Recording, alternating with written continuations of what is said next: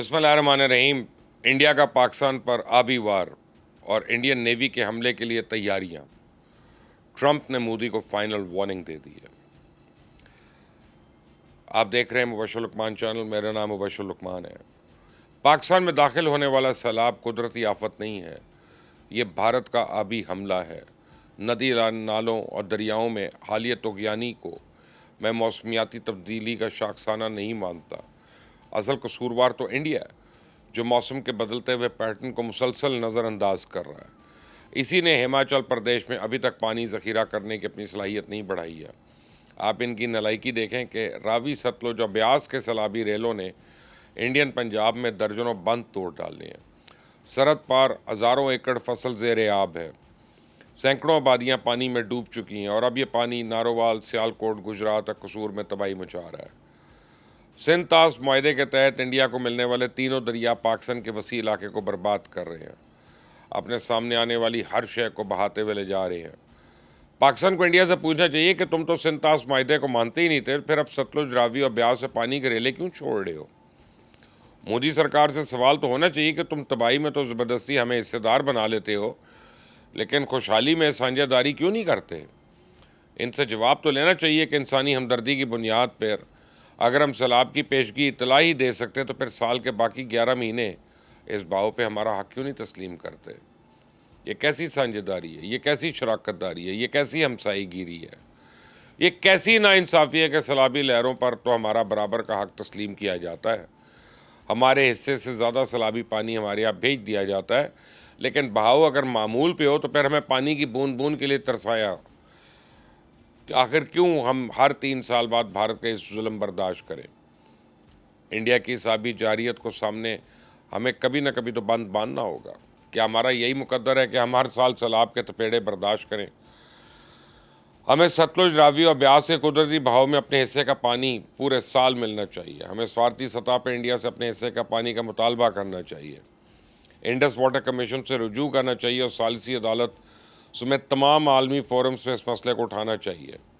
मैं तो कहता हूँ कि 31 अगस्त को शैतान मोदी शंघाई कॉन्फ्रेंस शिरकत के लिए बीजिंग जा रहा है। वज़ीर आज़म शहबाज शरीफ को चाहिए इस कॉन्फ्रेंस में भारत की इस आबी जारियत का मसला उठा लें। पिछले कई साल से भारत सैलाब को जंगी हरबे के तौर पर इस्तेमाल कर रहा है। हमारा दुश्मन इस कदर कमीना, बुज़दिल और मक्कार है कि वह अमन के लिए भी जंग को ज़रूरी समझता है। भारत के chief of defence staff general Anil Chauhan ने कल एक सेमिनार से खिताब करते हुए कहा कि अमन के लिए जंग ज़रूरी है। इसलिए भारतीय सेना को अपनी सारी तवानाई जंगी तैयारियों पर सर्व करनी चाहिए। इसी डॉक्ट्रिन के तहत ये लोग रोज़ किसी न किसी मिसाइल के टेस्ट करते हैं। अपने इसी जंगी जुनून के सबब ये लोग रोज़ाना किसी न किसी मुल्क से हथियारों का सौदा करते हैं। इंडियन नेवी ने तो अभी कल 2 नए जंगी बेड़े जो हैं अपनी फ्लीट में शामिल किए हैं। शैतान मोदी का चेला राजनाथ सिंह बड़े फ़ख्र से इन जंगी बेड़ों को मेड इन इंडिया कहकर अमेरिका का मजाक उड़ा रहा था। आप इस बुज़दिल की डींगें सुने, फिर इसके बाद मैं आपको अगली कहानी सुनाता हूँ। आज आपने स्वदेशी F-35 वारशिप लॉन्च कर दिया है। दुनिया में एक देश के पास हवा में उड़ने वाला F-35 है। आपने समुंदर पर दौड़ने वाला F-35 बनाकर दिया है, वह भी मेड इन इंडिया है। आप सबको मेरी तरफ से बधाई। आपने भारतीय वज़ीर दिफा का भाषण सुना? इसके तेवर तो मानसून से भी ज़्यादा खतरनाक दिखाई दे रहे हैं। ये बातें F-35 की कर रहे हैं, लेकिन मुकाबला JF-17 थंडर का भी नहीं कर सकते।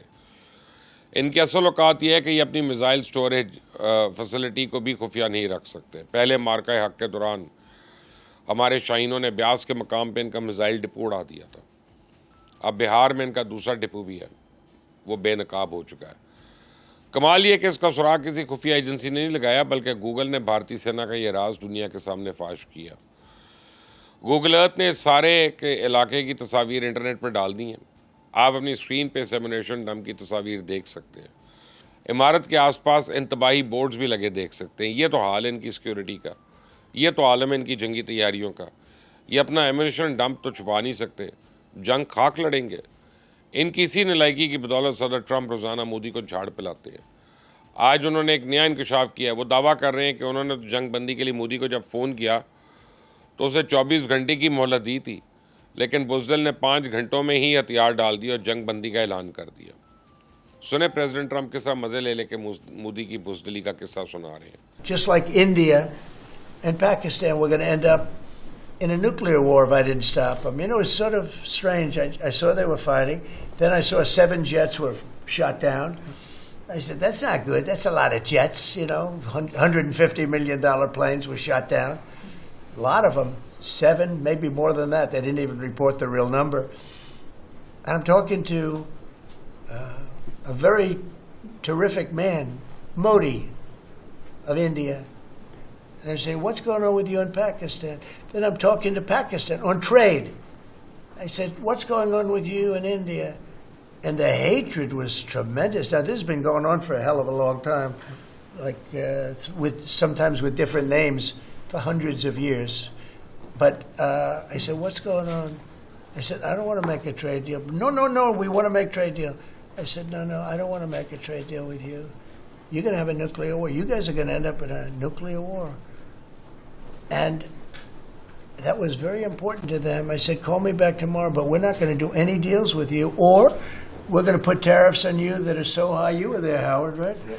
You're going to put tariffs on you that was so high, I don't give a damn. Your head's going to spin. You're not going to end up in a war. Within about 5 hours, it was done. आपने सुना president Trump ने अपनी गुफ्तगू के अख्ताम में मोदी को warning दी है कि अगर इसे दोबारा जंग छेड़ने की हिमाकत की तो मजबूर उन्होंने फिर मुदाखलत करना पड़ेगी। इसका मतलब है कि ऑपरेशन सिंदूर के दूसरे राउंड का अंजाम भी पहले राउंड जैसा होगा, यानी कि मोदी को अपना ही थूका 2 बार चाटना होगा। मैं आपको बताऊं कि ज़िल्लत आमेज़ पैगाम के जवाब में मोदी ने क्या रद्द-ए-अमल दिया। इस कमीने की खुद अपनी ज़ुबान से तो ट्रंप को जवाब देने की हिम्मत नहीं है। इस बुज़दिल ने इंडियन वज़ारत ख़ारजा के ज़रिए एक बयान जारी करवाया कि 6 से 11 मई के दौरान प्रधानमंत्री मोदी ने सदर ट्रंप की कोई कॉल रिसीव ही नहीं की है। तो अपनी स्क्रीन पे एक जर्मन अखबार की ये खबर देखें। इस खबर के मुताबिक पिछले चंद हफ्तों के दौरान सदर ट्रंप ने 4 बार मोदी को फ़ोन कॉल की, लेकिन मोदी ने हर बार फ़ोन कॉल रिसीव करने से इनकार कर दिया। तो गोदी मीडिया कल से पूरी दुनिया को मोदी का ये कारनामा सुना रहा है। मुझे तो समझ नहीं आ रही कि ट्रंप की फ़ोन कॉल्स के हवाले से मैं इंडियन वज़ारत ख़ारजा के बयान पर एतबार करूँ या गोदी मीडिया के दावों को दुरुस्त तस्लीम करूँ। चलें, अपने दिल पर हाथ रख के आप मुझे बताएं, क्या मोदी में इतनी जुर्रत है कि वो प्रेसिडेंट ट्रंप का फ़ोन सुनने से इनकार कर दे। इसने तो आज तक किसी जलसे जुलूस में सदर ट्रंप का तैयारा करने की बात का जवाब नहीं दिया। हत्ता कि लोकसभा में लोग इससे पूछते रहे कि बताओ ट्रंप के दावे दुरुस्त हैं या गलत, लेकिन ये राक्षस वहाँ पे भी आएँ बाएँ शाएँ करके निकल गया। ये मीडिया पर तो एब्सोल्युटली नॉट का बयानिया बना रहा है, लेकिन करतूत इसकी ये है कि पिछले 25 और 26 अगस्त को इसकी एक टीम पूरी रात ट्रंप इंतज़ामिया की मिन्नतें करती रही कि खुदा के लिए अपना टैरिफ वापस ले लो, वरना ये नहीं ले सकते तो कम से कम कुछ कम कर दो, बदले में हम आपकी हर बात मानने को तैयार हैं। आप अपनी स्क्रीन पर इंडिया वज़ारत ख़ारजा का ये एलामिया देखें। इसमें इंडिया ने खुद एतराफ़ किया कि वो अमेरिका से तेल, असला, रेयर अर्थ मिनरल और टेक्नोलॉजी ख़रीदने को तैयार है। ये मोदी की एब्सोल्युटली नॉट की असल हकीकत। भारतीय वज़ारत ख़ारजा का ये एलामिया सरेंडर नहीं तो और क्या है। क्या किसी को एब्सोल्युटली नॉट इस तरह मिन्नत भरे अंदाज में कहते हैं? इंडिया पे 50% अमेरिकन टैरिफ आज से नाफिज हो चुका है। मैं आपको इंडियन मीडिया की एक रिपोर्ट सुनवाता हूँ, सुने ज़रा गोदी मीडिया अपनी टेक्सटाइल और लेदर फैक्ट्रियाँ बंद होने पर कैसे मातम कर रहा है। तिरुपुर, नोएडा, सूरत में एक बार फिर मैं बता रहा हूँ, टेक्सटाइल प्रोडक्शन ठप पड़ गया है। भारतीय निर्यात संघ FIEO ने चिंता जाहिर की है। FIEO ने सरकार से फौरन दखल देने की अपील भी की है। ब्रेकिंग न्यूज़ ये है कि शैतान मोदी इस टैरिफ से बचने के लिए आखिरी वक्त तक हाथ पांव मारता रहा। वो कल पूरी रात अपनी टीम के साथ बैठा अमेरिकन टैरिफ से बचाव का रास्ता तलाश करता रहा, लेकिन अभी तक इसको वो रास्ता नहीं मिला और मिलेगा भी नहीं इंशाल्लाह। अब ऐसा तो नहीं हो सकता ना कि आप अमेरिका को आंखें भी दिखाएं और फिर उससे रियायत की तवक्को भी रखें। अमेरिका और रशिया के दरमियान जब सर जंग जारी थी तो ये गैर जानिबदारी को नकाब ओढ़कर इस जंग में कूद पड़ा। इसने एक लंबा अरसा रूस से हथियार बटोरे, अमेरिका से टेक्नोलॉजी हथियाई। जब अमेरिका और चाइना के दरमियान तनाव शुरू हुआ तो ये चाइना का मुकाबला करने के नाम पर अमेरिका को दोनों हाथों से लूटता रहा। इस बाद मोदी ने चाइना के साथ सरहदों पर गोली ना चलाने का मुआहदा कर लिया। अब ये कमीना सदर ट्रंप को भी मामू बनाने की कोशिश कर रहा, लेकिन ट्रंप तो इसकी रग रग से वाकिफ़ है। ट्रंप जब तक मोदी को तोड़ेगा नहीं तब तक छोड़ेगा नहीं।